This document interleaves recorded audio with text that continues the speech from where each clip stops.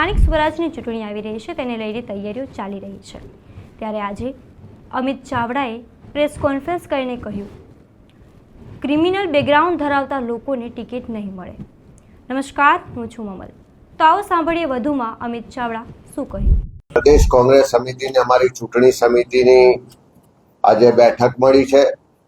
વિસ્તૃત રીતે તમામ મુદ્દાઓ પર ઝીણવટપૂર્વક ચર્ચા પણ કરવામાં આવી છે। યુવા ઉમેદવારોને પ્રાધાન્ય આપવામાં આવે, કોઈ ક્રિમિનલ રેકોર્ડ ધરાવતા લોકોને આ વખતે ચૂંટણીમાં ટિકિટ નહીં આપવા માટેની પણ ચર્ચા થઈ છે। સાથે સાથે સ્થાનિક સ્તરે જ અમે ઉમેદવારોની પસંદગી કરવા માટેની આ વખતે સત્તા આપી, એના ભાગ સ્વરૂપે આખા ગુજરાતમાં તમામ તાલુકા, જિલ્લા અને શહેરોમાં પ્રદેશના ઓબ્ઝર્વર્સની ઉપસ્થિતિમાં ઉમેદવારોને સાંભળવામાં આવ્યા છે।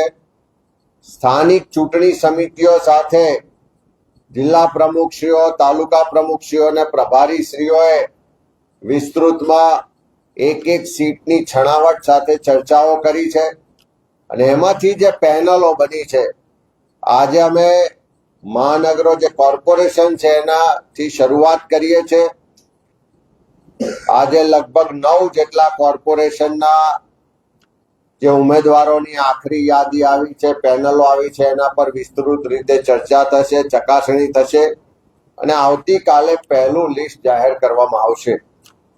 તબક્કાવાર આવતા 4 દિવસો એટલે કે આજે 4મી તારીખ થઈ, 4, 5, 6 અને 7 આ 4 દિવસની અંદર આખા ગુજરાતના તમામ જિલ્લાઓને તબક્કાવાર સાંભળવામાં આવશે।